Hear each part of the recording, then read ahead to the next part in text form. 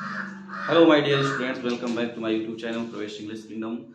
My dear students, today I am going to start demonstrative pronoun. I have already told you about personal pronoun, interrogative pronoun, and relative pronoun.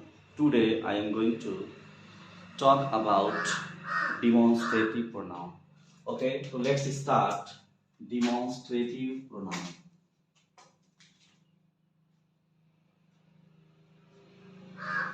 Demonstrative pronoun. Demonstrative pronoun. Demonstrative pronoun को हिंदी में बोलते हैं संकेतवाचक सर्वनाम। यदि इसके शाब्दिक अर्थ की बात करें बच्चे तो इसका नाम है संकेतवाचक, यानी संकेत करेगा। तो लिख सकते हैं डिफिनेशन इसका, द प्रोनाउन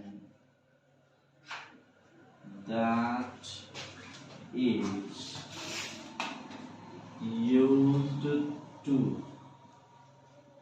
indicate towards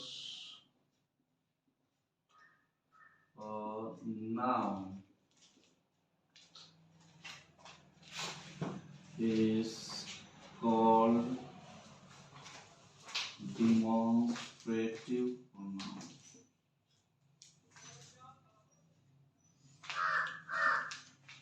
ठीक है बच्चे, तो the pronoun that is used to indicate towards a noun is called demonstrative pronoun. वह सर्वनाम जिसका प्रयोग हम किसी संज्ञा की ओर, towards मतलब की ओर होता है कि संज्ञा की ओर संकेत करने के लिए करते हैं, उसे हम बोलते हैं संकेतवाचक सर्वनाम। आइए हम देखते हैं इसका एग्जाम्पल। इसमें पहला आपका दिस होगा, उसके बाद दैट, उसके बाद this and those. This means yeah, that means वह, this ये and those वे। this क्या होता है बच्चे, ये दोनों सिंगुलर हैं। this का क्या होते हैं, सिंगुलर,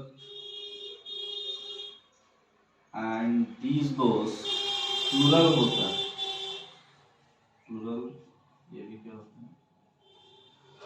दिस का प्रयोग नजदीक के लिए होता है, दैट का प्रयोग एक वचन दूरी के लिए। उसी तरह से बहुवचन नजदीकी के लिए हम दिस का यूज करेंगे और बहुवचन दूरी के लिए दोज का प्रयोग करेंगे। आइए इसका हम एग्जाम्पल देखते हैं और बात को अच्छे से समझते हैं।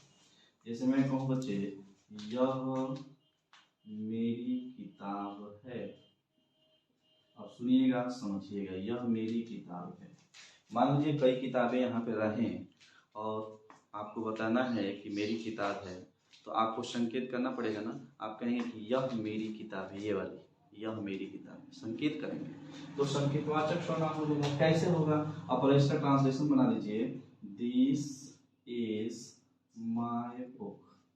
अब सुनिए बच्चे ध्यान से, क्या दिस किसी का नाम हो सकता है? नो। ये किसको रिप्रेजेंट कर रहा है? किताब को। और किताब क्या है? नाउन। और हम बताया बच्चे कि जो नाउन को रिप्रेजेंट करे दैट इज कॉल्ड प्रोनाउन। तो दिस आपका प्रोनाउन है, और चूंकि ये दिस क्या कर रहा है, इंडिकेट कर रहा है किसको? किताब को, इसलिए इसको हम बोलेंगे डिमॉन्स्ट्रेटिव प्रोनाउन। समझ में आया बच्चे लोग, डिमॉन्स्ट्रेटिव प्रोनाउन क्या होता है? तो किसी संज्ञा की ओर संकेत करेगा। वह तुम्हारा घर था, वह तुम्हारा घर था। क्या लिखेंगे बच्चे? That was your home. अब सुनिए बच्चे ध्यान से, दैट कोई नाम नहीं होता, ये किसको रिप्रेजेंट कर रहा है? होम को। होम क्या है? नाम है, तो नाउन हो गया। और जो नाउन को रिप्रेजेंट करता है दैट इज कॉल्ड प्रोनाउन। और चूंकि ये प्रोनाउन इंडिकेट कर रहा है होम को, इसलिए इसको बोलेंगे हम डिमॉन्स्ट्रेटिव प्रोनाउन। Demonstrative pronoun. मैं कहूँ बच्चे, ये उनके खिलौने हैं, ये उनके खिलौने हैं। अब बच्चे देखिए, यहाँ लिखेंगे प्लूरल है तो दिस हो जाएगा, these are their toys, these are their toys. अब ये दीज किसको रिप्रेजेंट कर रहा है? टॉयज को। टॉयज क्या है? नेम है, तो नेम को ही नाउन बोलते हैं, और जो नाउन को रिप्रेजेंट करता है उसे हम बोलेंगे प्रोनाउन। और चूंकि यह प्रोनाउन क्या कर रहा है? इस टॉयज को इंडिकेट कर रहा है, so it is demonstrative pronoun. Okay बच्चे, आप इसका भी ट्रांसलेशन बना सकते हैं। वे बकरियां तुम्हारी हैं, वे खिलौने तुम्हारे हैं। अब बच्चे, थैंक्स फॉर वॉचिंग।